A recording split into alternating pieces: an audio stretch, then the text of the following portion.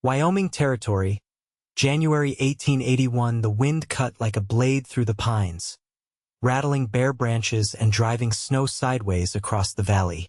Down by the river, where the ice had cracked just wide enough to let water run, a woman knelt on frozen stones with her sleeves rolled to her elbows, her hands raw and red. Lettie Barlow slapped a soaked shirt against the rock, her breath coming in clouds. Her fingers ached. Her knees were soaked through. The pile of wet laundry beside her was stiff with cold, but she kept scrubbing. She had done this every week since the snow fell in November. There was no one else to do it. Behind her, two small shapes played in the snow near a crooked log fence. Benny and Bee, just 6 and 4, ran wild in the cold, their laughter rising above the wind. They had no father, and Lettie had no choice. She wrung out another shirt, her knuckles bleeding now, and pushed it into the basket. The bottom of her skirt was frozen stiff, the hem crusted in ice. A horse stepped through the trees behind her. She heard the hooves first, slow, steady, then the creak of leather. Her shoulders went still. "I would have known that braid anywhere," came a voice, deep and low. Lettie turned her head fast, her heart jerking in her chest. He sat high in the saddle, snow clinging to his coat and the brim of his hat. Hazel O'Malley, taller than she remembered, broader too. His face was more weathered now, beard lining his jaw, but his eyes still the same warm brown, still full of something solid. Her voice caught. "Hazel!" He dismounted in one smooth move, boots crunching into snow. "Lettie Barlow," he said. "I never thought I would find you like this." She stood slowly, the basket of wet clothes between them. "What are you doing out here?" she asked, breathless. He looked past her, toward the log fence, the children chasing each other through the snow. "I came to see if you were still alive," he said. "I heard what happened, about James, about how he took off last spring and left you with 2 babies and no land of your own." Lettie's jaw tightened. "I do not need your pity. I am not offering it." She glanced down at her hands, red and scraped, shaking now from cold. "Then why are you here?" Hazel stepped forward. His voice was quiet, but firm. "Because you are washing clothes in a frozen river," he said. "And I am here to say not anymore. Come home." Lettie blinked. The words hit her like a gust of wind. "I do not have a home," she whispered. "You do," he said. "You always did. It is just 2 valleys over, and it is still standing. I fixed the roof last fall. Stove works. Plenty of wood. And there is room for 3 more. He looked at her then, really looked like he used to when they were 16 and hiding behind the barn from her father's temper. Her hands started to shake for a different reason. "I am not the same girl you knew," she said. "I know that," he said. "You are stronger."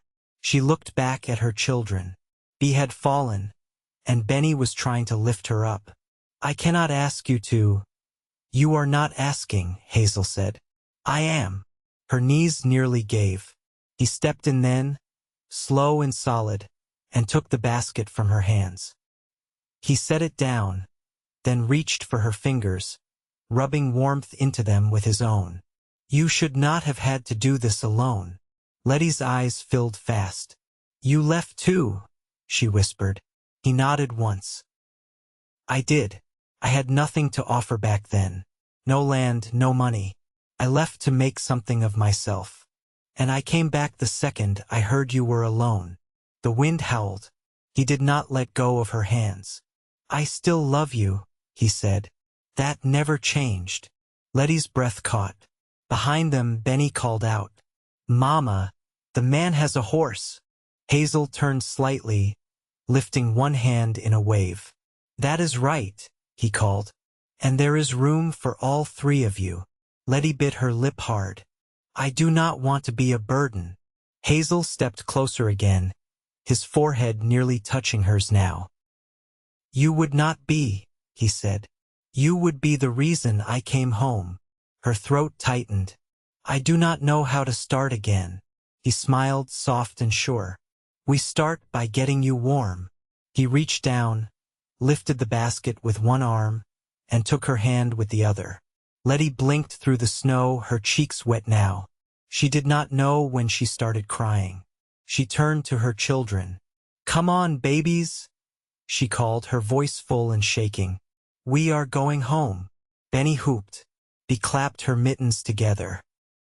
Hazel helped Lettie into the saddle first, then lifted both children up behind her.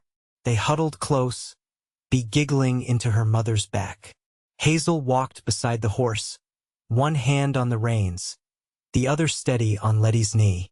The cold did not seem to bite so hard anymore. As they rode through the trees, Lettie looked down at him. You really built a place? She asked. He looked up at her, smiling. And it is not much, but it will be yours. She watched his face, the way he walked with such quiet purpose. Her heart thudded in her chest. I never stopped loving you either, she said. Hazel looked up, eyes wide. I thought I lost you, he said. You just found me again, she whispered. And somewhere behind them, the wind softened. The snow eased. And Lettie Barlow, who had once knelt in a frozen river, now rode toward something warm wrapped in the arms of the only man who had ever truly seen her. The snow deepened as they rode west, branches above them heavy with last night's storm. Hazel kept his pace even, boots crunching in rhythm with the horse's steps. Lettie sat straight in the saddle, one arm looped around Ba's middle, the other braced on the horn. Benny leaned forward, chin resting on her shoulder, his eyes tracking their surroundings, wide-eyed and quiet. They crested a low ridge just as the sun broke through, pale gold spilling across the landscape. Below, tucked between two hills, stood a squat pine cabin with a sod roof and smoke curling from the chimney. A barn leaned steady beside it, fences drawn neat around a corral. Lettie exhaled long, slow, like something inside her finally released its grip. Hazel tipped his hat back. It's warmer inside than it looks. She didn't answer, just watched as a dog came bounding from behind the shed, lean, gray-eyed, tail high. It barked twice, then circled the horse, nose twitching. His name's Birch, Hazel said. Found him half-starved last spring. He minds well enough, but he'll sleep in the doorway if you let him. Benny leaned down toward the dog, grinning. Is he fast? Fast enough to chase off foxes, Hazel said. Won't bother chickens either. Lettie slid from the saddle carefully, boots sinking into snow. Hazel caught Bea and then Benny, lifting both down with practiced ease. The children bolted toward the dog, shrieking with delight as Birch loped ahead of them toward the cabin. She stood for a moment beside the horse, hands still on the saddle. Hazel didn't speak, just waited. I don't know what to say, she murmured. Don't need to say anything, he said. Just come in. He led the horse toward the barn. Lettie followed the children up the steps, each board creaking under her feet. The door swung open with a push of her hand, warm air brushing her cheeks. Inside, the cabin glowed with lamplight. A cook stove ticked quietly near the far wall, its fire banked low but steady. Hooks along the entry held a coat, a rifle, a child-sized scarf. A table sat under the front window, its surface worn smooth. Two chairs. One had a knitted cushion tied to it. Lettie's fingers brushed the back of it. Hazel stepped in behind her, snow dusting his shoulders. He set her basket gently near the hearth, then shrugged off his coat and hung it without a word. I wasn't sure if you'd come all the way, he said. I figured if you did, you'd need a place ready. She turned. You made room for us before you knew if we'd say yes? I didn't plan to give you reason to say no. Benny had dropped to all fours beside the fire, warming his hands. Bea was already curled up against the dog on a braided rug. Lettie moved to the stove, lifting the kettle. Still warm. She poured water into a deep tin basin near the back wall and knelt, scrubbing her hands clean from the river's burn. Hazel crouched beside her, setting out a cloth and a small tin of salve. "I keep this for saddle sores," he said. "Works for cracked skin, too." She let him take her hand, his fingers gentle as he rubbed the ointment across her knuckles. Her breath caught once, but she didn't pull away. "It's quiet here," she said. "Always has been," he answered. "Only sound at night is the wind, maybe an owl." She looked up at him. "You don't get lonely?" "I used to," he said. Then, softer, "Not anymore." His thumb brushed the back of her hand. She stared at it, then pressed her other palm over his. "I don't know what I'm bringing to your door," she said. "I've got 2 little ones and not much else." Hazel met her eyes. "You're bringing yourself. That's everything." The kettle started to rattle again, steam rising. Lettie stood and fetched 3 chipped mugs from an open shelf. She handed one to Hazel, poured for the children, then held her own between both hands. Benny climbed into a chair near the table, tugging off his boots. "Does the roof leak?" Hazel shook his head. "Not since I patched it. You'll stay dry." He sat up, rubbing her eyes. "Can we sleep here tonight, Mama?" Lettie looked at Hazel. "I suppose we can." His eyes crinkled at the corners. "You don't have to suppose." She turned toward the window, watching snow drift past the glass, slow and soft like ash falling. "What do I call this place?" she asked. Hazel took a long sip, then said, "That depends." "On what?" "On whether you're staying." She looked at him over the rim of her mug.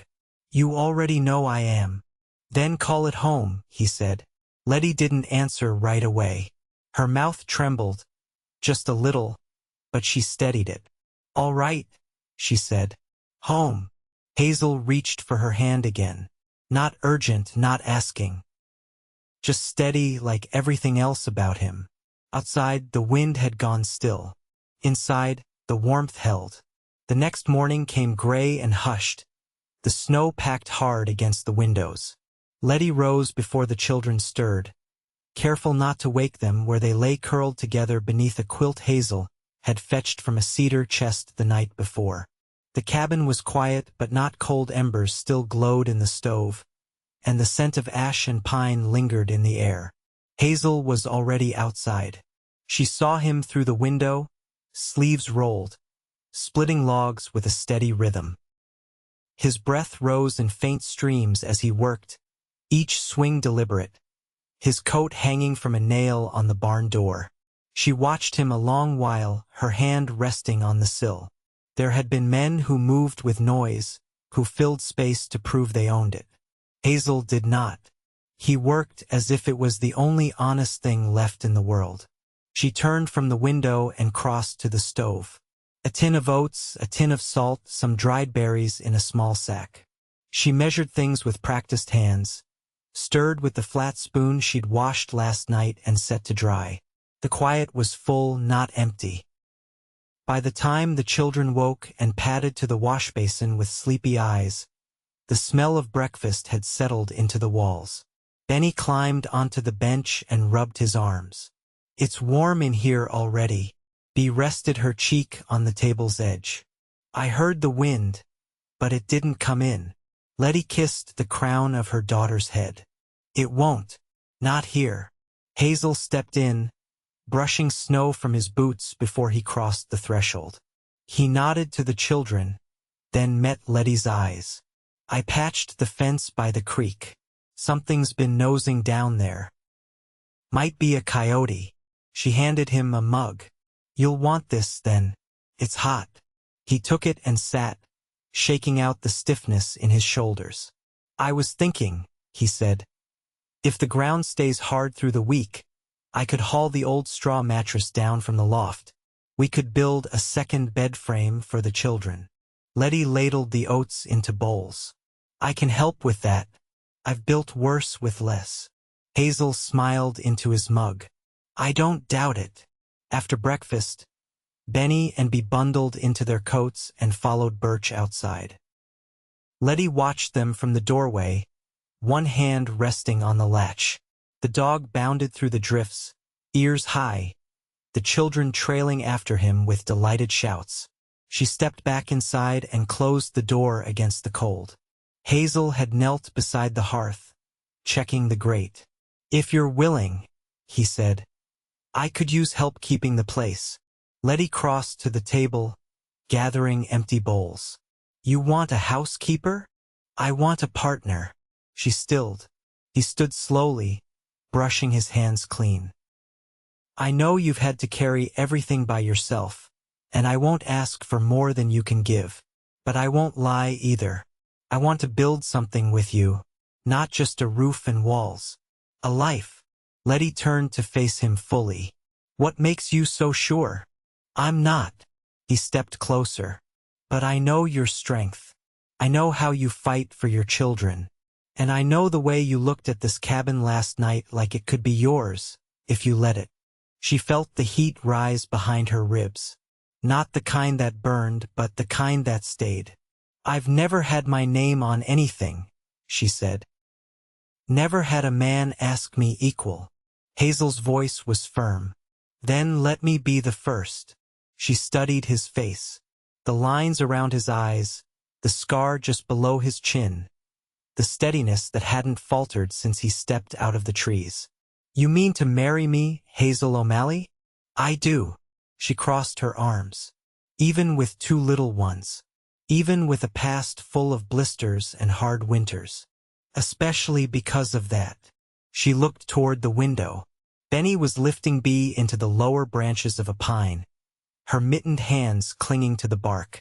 Birch circled underneath, tail wagging. "You'd take them as yours." "I already have." Lettie felt her breath catch low in her chest.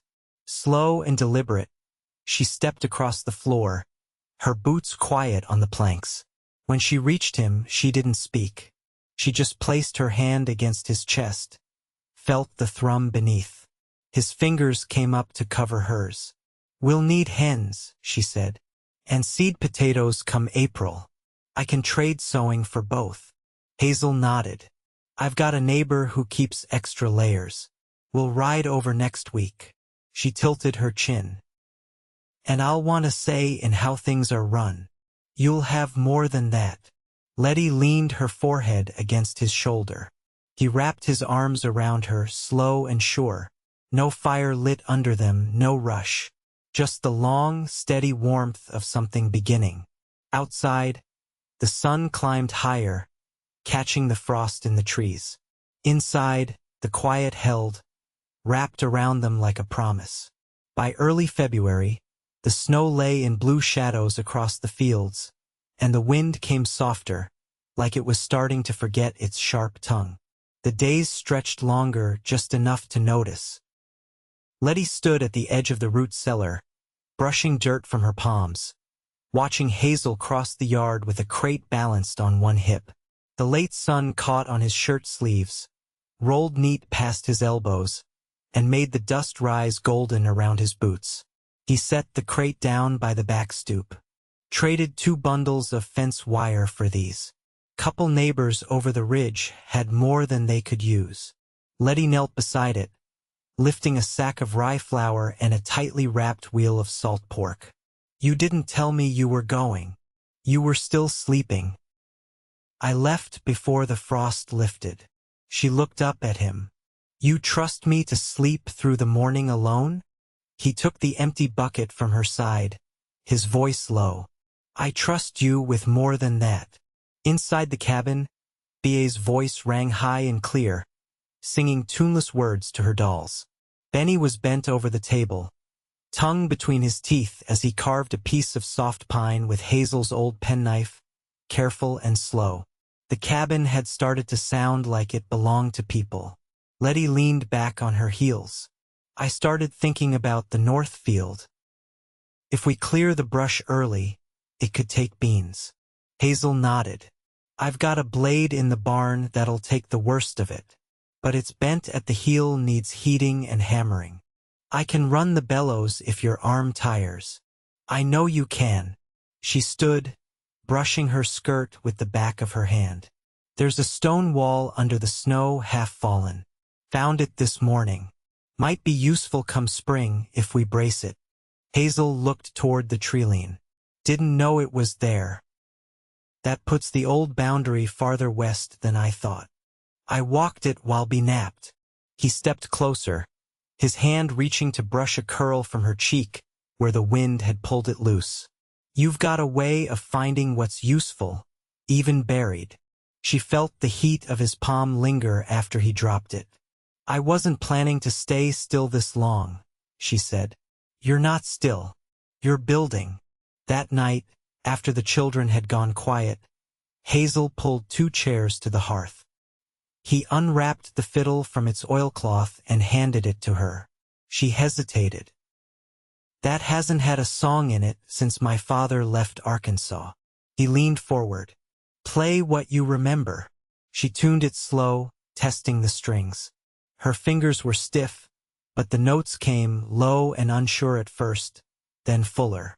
The melody was one her mother used to hum, something about poplar trees and riverbanks. Hazel didn't speak. He just sat with his elbows on his knees, listening like it mattered. When the last note faded, he looked at her with something quiet in his eyes. That sounded like you. She lowered the fiddle to her lap. I didn't know I still had music in me. You've got more than that. She watched the firelight shift across his face. You don't ask for much, she said. I ask for the truth. She nodded, slow. Then here it is. I want this. Not just the roof and the food and the quiet. I want you, not as a kindness, as my equal. Hazel reached out, palm up between them. Then take me that way. She set the fiddle aside and laid her hand in his. The fire cracked. Outside, the wind turned gentle through the bare limbs. They didn't speak again that night, not with words. They didn't need to. The stillness between them was full, and when Hazel reached to kiss her, it wasn't a question. It was an answer. In the morning they would start again. There would be fences to mend, seeds to sort, wood to stack. But for now, in the hush of firelight, Lettie leaned into the warmth of the man who had seen her kneeling at the river and said one thing. Not anymore. Come home. And she had. By the time the snow melted into the gullies and the first shoots of green pressed up from thawed earth, Lettie and Hazel had settled into a rhythm that felt older than it was. The children slept sound through the nights now, their laughter trailing like birdsong through the days. The cabin no longer felt borrowed. It held their weight like it had been waiting for them all along. One clear morning in late March, Lettie stood in the doorway with her sleeves rolled, watching Hazel lead the new goat into the pen. He leaned against her hip, clutching a strip of cloth she'd tied into a doll's bonnet, while Benny chased after a rusted tin pail the wind had caught. You overpaid for that goat, Lettie called. Hazel didn't look back. I paid what it was worth to see Bee smile. Bee grinned, burying her face in her mother's skirt. Lettie stepped down from the stoop. You'll spoil her. I intend to. She caught up to him by the fence. The goat nosed around the straw, unimpressed. You could have got a better milker from the family near Flat Rock, she said. Why go all the way to the McKinnon spread? Hazel adjusted the latch on the gate. Their boy's been sick. They needed the coin. And I don't mind the ride. Lettie leaned on the post. You always think of others before yourself. He looked at her, the sun catching on the stubble along his jaw. I don't. Not always. You do with me. You're not other people. She held his gaze. A long moment passed between them, quiet but sure. Then Benny's voice rang out behind them. Mama! Hazel! Come see what Birch found. They followed the sound to the edge of the trees. The dog barked once, tail high, beside a patch of disturbed earth. Benny pointed to something sticking out dark against the thawed ground. It's iron, he said. Like a hinge or something. Hazel crouched, brushing dirt aside with his palm. That's a wagon coupling. Lettie knelt beside him. There hasn't been a road here in 20 years. It might have broken down. Maybe they left it behind. Be poked at the wheel rim with a stick. Can we keep it? Hazel stood, brushing his hands clean. We'll dig it out when the ground softens more. Maybe theirs would worth salvaging. That night, after the children had been tucked beneath quilts stitched from old flour sacks, Lettie lit one of the beeswax candles and sat by the window, mending the hem of Hazel's work shirt. He sat across from her, sharpening a drawknife slow and even, the stone whispering along the edge. I've been thinking, he said without looking up. Come May, we'll need to file our deed claims. I've got the forms put by. Lettie tied off her thread. You already hold the title. I want yours on it too. She set the shirt in her lap. That's not a small thing. No, it isn't. He laid the drawknife down. But I don't want this land to just be mine. I want it to be ours. All of it. The goats and the garden and the patch of woods out back. You've worked every inch of it beside me. She folded the shirt, smoothing the fabric over her knees. And if I say yes, then we'll ride to the county office together. And on the way back, we stop at the preacher's cabin. Her hands were still. Hazel leaned forward, elbows on his knees. I've waited a long time to ask you without condition. I want to marry you, Lettie. Not to fix what's behind us, but to build what's ahead. She looked at him, the fire casting gold across his face. You're sure? I've never been more. She rose, crossed to him, and rested her fingers along his shoulder. Then yes, she said. Let's make it ours. They married under a budding cottonwood 2 weeks later. Benny wore his best trousers, though the knees were patched twice over, and Bee clutched a bouquet of early crocuses she'd plucked from the hill by the barn. The preacher's wife brought warm bread wrapped in a linen towel, and Hazel had trimmed the fence rails to look clean along the front edge of the yard. Lettie wore a dress she'd sewn from bolt cloth traded with the same neighbor who'd given them the goat. It was simple and strong, the color of spring smoke. Her hair was tied back with a strip of lace Hazel had kept folded in his chest for years, waiting. After the vows, Hazel kissed her with both hands steady at her waist. The children clapped and Birch howled once, head thrown back, as if he understood. That night, with the windows open to the sound of crickets and the scent of turned earth, Lettie lay beside Hazel with her head tucked beneath his chin. His hand rested low on her back, and hers found the curve of his ribs, where warmth lived. Do you believe in peace? She asked softly. I do now. She pressed her lips to his shoulder. Me too. Years passed as they do. Seasons came and went, some harsh, some kind. They planted beans in the north field and built a coop with a sloped roof where Benny's hens laid thick brown eggs. Bee grew into a quiet girl who liked to trace the stars and name them things of her own making. The goat gave milk through 3 winters before fading easy into the grass behind the barn. Lettie's hands grew strong, not from hardship, but from years of work chosen with love. Hazel's shoulders bowed just slightly with time, but his step never lost its purpose. They carved a life from the land, not by fighting it, but by listening. And every night, when the fire burned low and the porch creaked beneath their boots, they sat side by side and watched the sky turn. No words needed. Just the weight of belonging earned and shared. They never left that homestead, never wanted to, because peace once found doesn't ask for more. It just asks to be kept. And they did together.